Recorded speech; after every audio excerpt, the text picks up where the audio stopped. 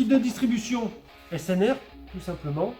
Je vais le verser dans mon compartiment moteur. J'ai pas fait de vidange, j'ai rien pour l'instant. Cette 207 là, donc c'est une voiture pareil que j'avais achetée aux enchères en Allemagne. L'entretien a été fait chez Volkswagen. Regardez. Le filtre avec la référence Volkswagen. Le plan de joint donc de la culasse a été nettoyé. J'ai mis la pâte à joint L-Ring, donc c'est celle-ci que on avait vu précédemment, voilà, qui est l'équivalent tout simplement de la pâte à joint de chez Volkswagen. Voilà donc un petit peu à quoi ça ressemble. Donc c'est le XAV AX 1005 DB.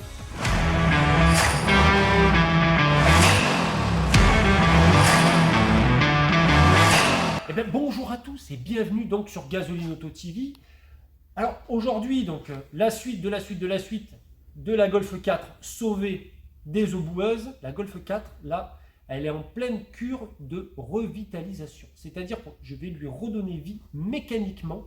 Et pour ça, j'ai reçu donc ce matin la commande de pièces détachées. Ben, on va regarder ça ensemble de suite. Allez, c'est parti. Balai d'essuie-glace de chez Action. Eh ben oui, balai d'essuie-glace de chez Action. Et franchement, ils vont très très bien. Et je dirais même mieux, ils sont de meilleure qualité que les premiers prix chez Noroto. Eh ben oui.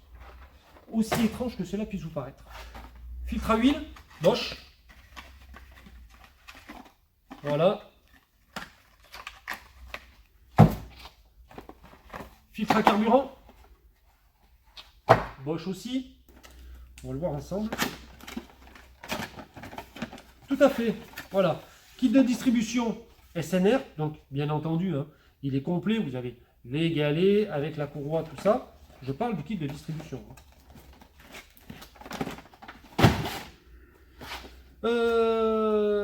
Triangle de suspension. Droit et gauche.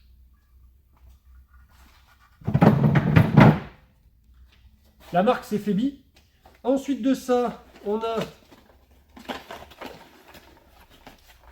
roulement de roue. Roulement de roue avant.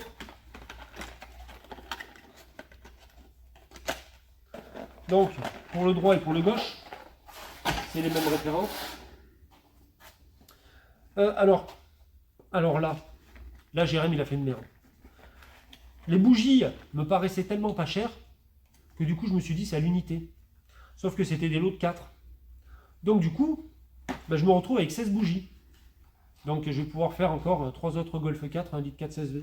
Non, je plaisante. Oui, réellement, j'ai bien fait une erreur lors de la commande. Donc j'ai 16 bougies. Après, sincèrement, s'il y en a qui sont intéressés par un lot de bougies, avec grand plaisir, je vous les fais à prix coûtant. Voilà. Et vous savez quoi? Si on dépasse les 10 kilos de likes sur cette vidéo, j'offrirai les 3 lots de 4 bougies avec l'envoi à ma charge. Mais il faut dépasser les 10 kilos de likes. Donc, les bougies, c'est tout simplement... Il me semble qu'en plus, c'était des longues durées, celle-ci, si je dis pas de bêtises. Ouais, c'est ça.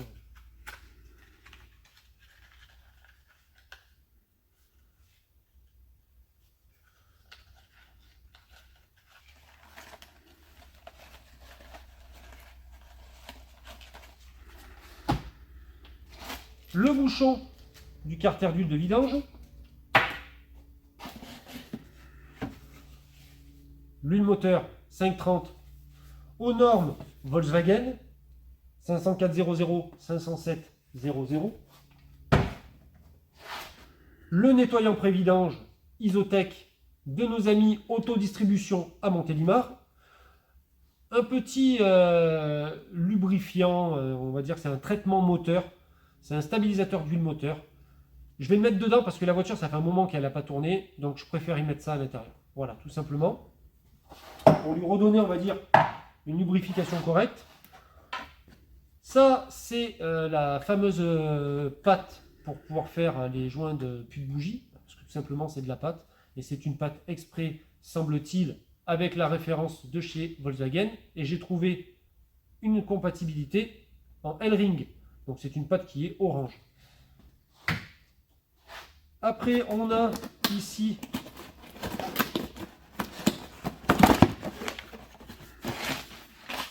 un kit de courroies d'accessoires.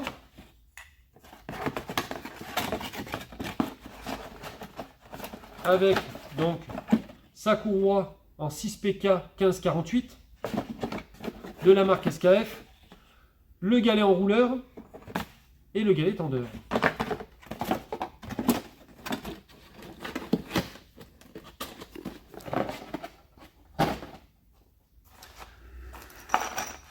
Là, ce sont les nécessaires de guidage d'étrier de frein.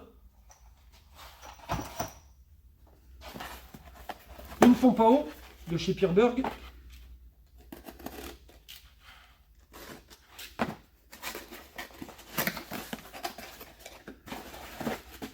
Voilà, la belle pompe à eau de chez Pierberg.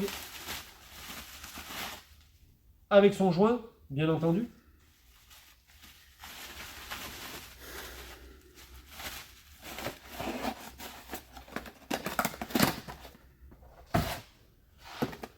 Ça, ce sont les roulements de roue arrière avec la bague ABS. La vis pour le disque de frein, l'écrou. Voilà. Ah, je vois, tiens d'ailleurs que on va peut-être avoir besoin d'une douille. Ah oui, il va peut-être falloir aller chez Volkswagen se faire prêter la douille. Une douille de 22 multipans. C'est pas grave, on ira voir la concession Genet à Montélimar. Et ensuite de ça, donc bien entendu, l'huile de boîte de vitesse. J'ai pris de la Volkswagen cette fois-ci parce que tout simplement c'était la moins chère. Premièrement. Et deuxièmement, c'est l'origine. Voilà, j'ai dit allez hop, je prends de la Volkswagen. J'ai tapé directement la référence, c'était celle-ci qui sortait la moins chère. Je parle de la moins chère en huile de marque, hein. Après il y avait des marques que je ne connaissais pas, donc j'ai pas voulu m'y aventurer. J'ai dit allez hop, c'est bon, je vais prendre la Volkswagen.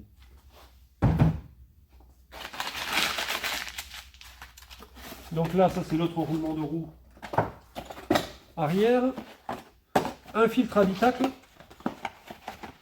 Ah, j'ai pris un filtre habitacle à charbon actif. Voilà. Même si c'est une clim manuelle, c'est pas grave.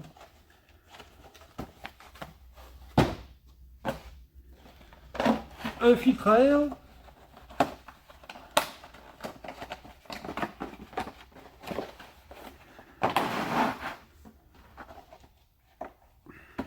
Une fois j'avais... ouais, filtre à air, il est comme ça. Une fois j'avais fait une Golf 4, la même que celle-ci là. 1416 V aussi, mais un peu plus de kilomètres. J'avais monté tout en Ridex dessus. Jamais aucun problème. Bon, après, elle avait 150 000 bornes, donc voilà. C'était pas le même prix, c'était une voiture à 2000 euros.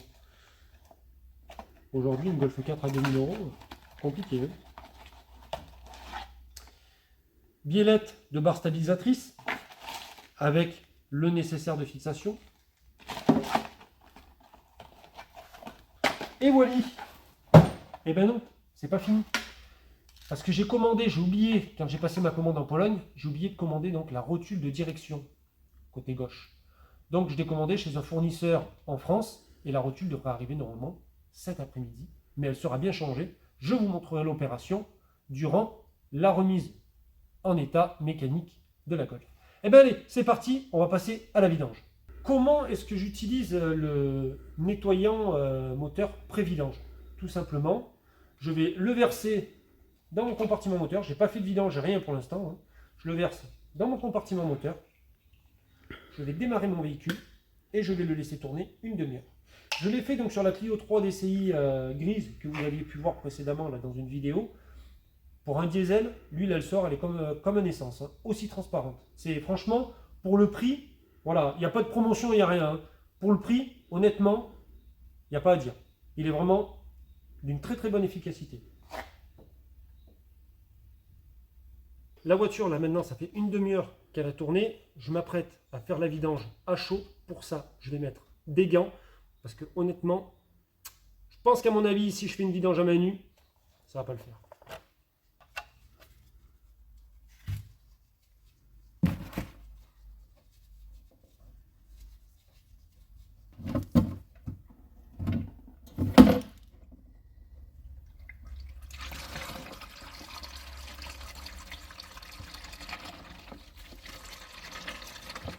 Là, le moteur, il était à plus de 90 degrés parce qu'elle a déclenché déjà 3 fois au niveau des ventilateurs. Donc, il était bien bien chaude là. Là, il n'y a pas de problème. Là, hein. D'ailleurs, on le voit, hein, l'huile, quand on l'a ouvert, c'est de l'eau. Hein. C'est pas... Quand tu les vidanges à froid, tu sais, je les voyais faire, je bossais avant. Ils vidangeaient à froid, mon prof, c'était du miel. Laisse tomber. Surtout en plein hiver. Là. Il pouvait rentrer, il faisait moins 3, moins 4 dehors. Là, tu les vidangeais à froid.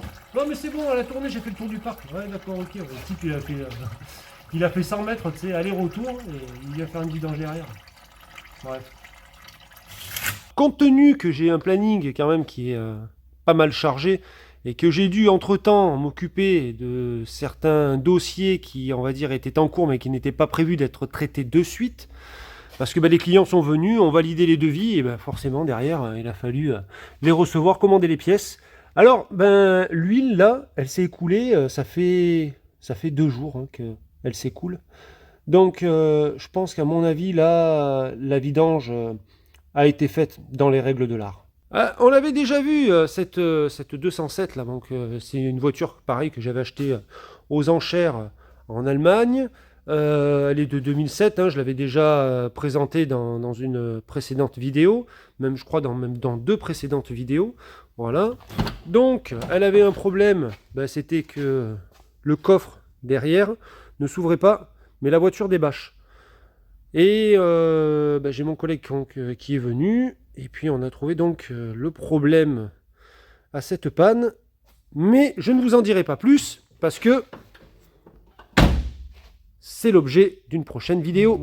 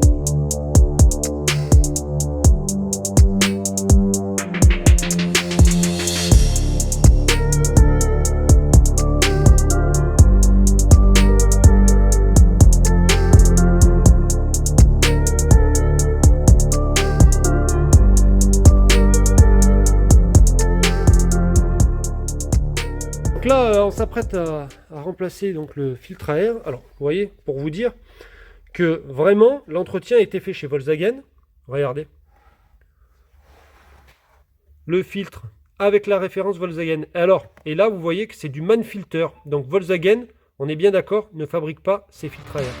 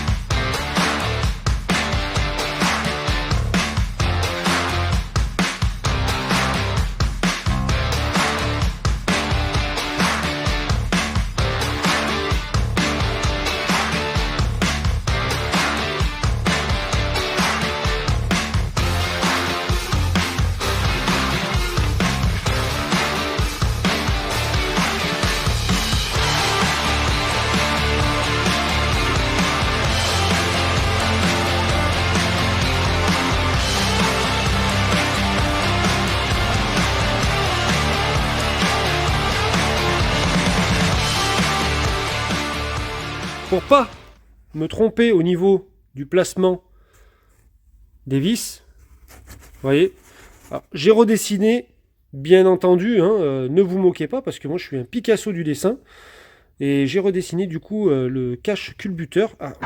Sincèrement, ça ressemble quand même fortement au cache culbu qu'il y a là, hein, qu'on soit bien d'accord. Et ne me mettez pas dans les commentaires que je dessine mal, parce que sinon ça va pas le faire. Voilà un petit peu à quoi ça ressemble, une fois que les vis sont démontées avec mon si joli dessin. Le cache culbuteur donc, est démonté. Alors, pourquoi est-ce que j'avais laissé la distribution ici non démontée lorsque j'ai dévissé le cache culbu? Parce que tout simplement, la dernière fois que j'en avais fait une avec un collègue, on avait été ennuyé, il était tellement collé qu'on n'arrivait pas à le décoller. Et pour éviter d'abîmer le plan de joint donc, de la culasse, on avait dû remettre la courroie de distribution. Du coup, j'ai préféré laisser directement la courroie de distribution déjà montée. Comme ça faisait une tension. Et au fur et à mesure, après que j'avais dévissé, au bout d'un moment, paf, le cache culbuteur a commencé à se décoller.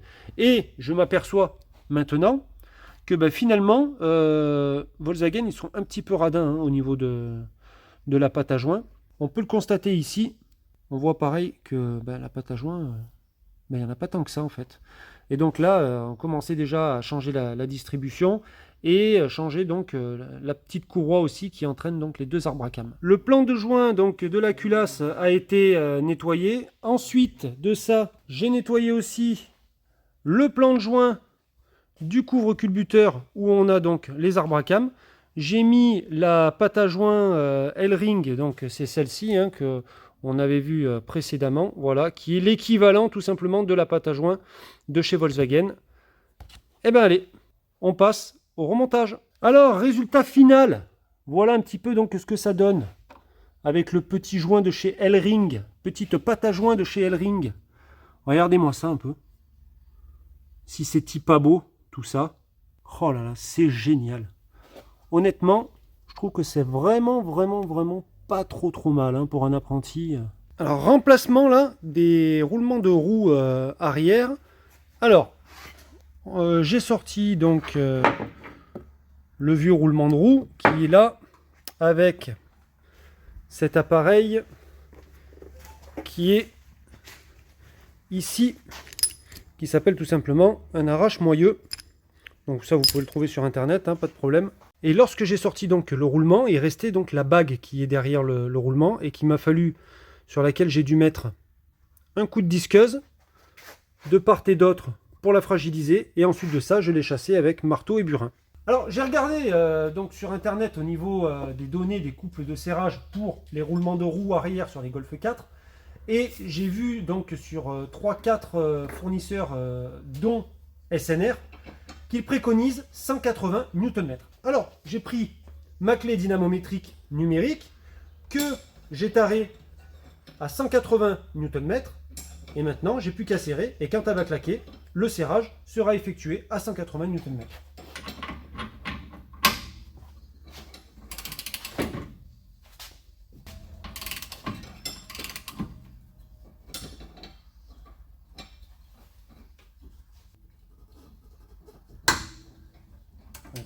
Et pendant le temps donc que j'étais en train de faire les roulements et tout, j'ai mon collègue qui est venu aussi me filer la main et qui a remplacé donc tous les guides nécessaires pour les étriers de frein ou guidage nécessaire de guidage d'étriers de frein aussi, suivant qui les appelle, suivant l'appellation.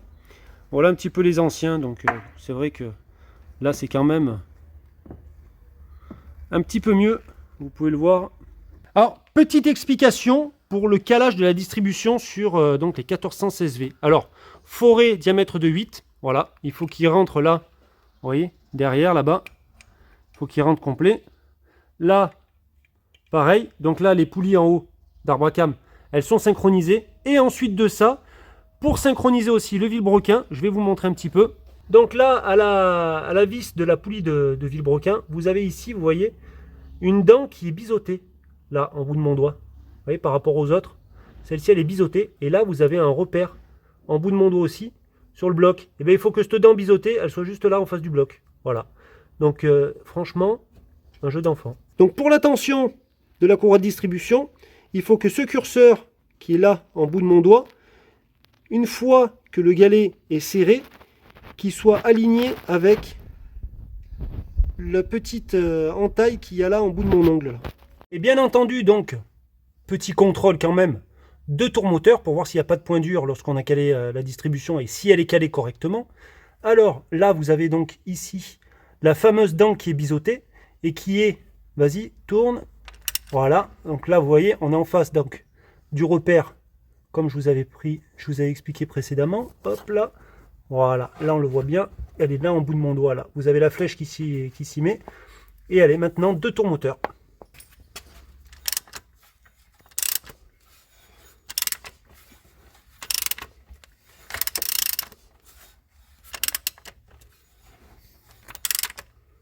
Un, voilà, allez on attaque le deuxième.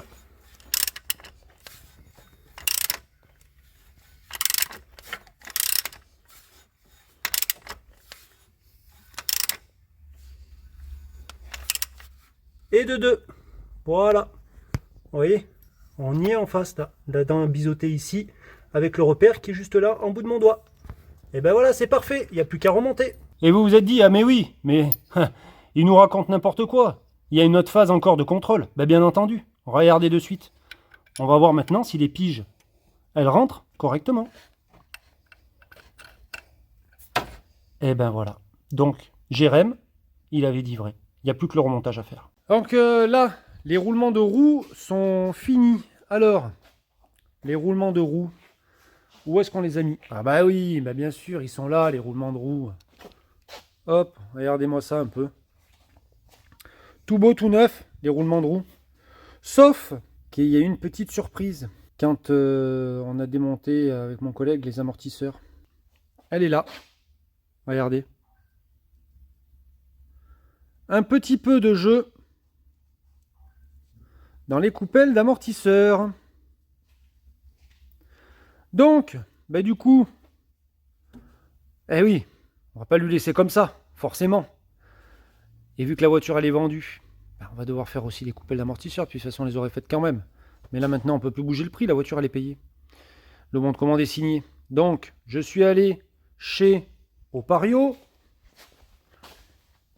Et j'ai récupéré donc en euros répar. Alors bien sûr, il y en a qui vont critiquer, hein, bien entendu, hein, parce qu'on a critiqué Thésée.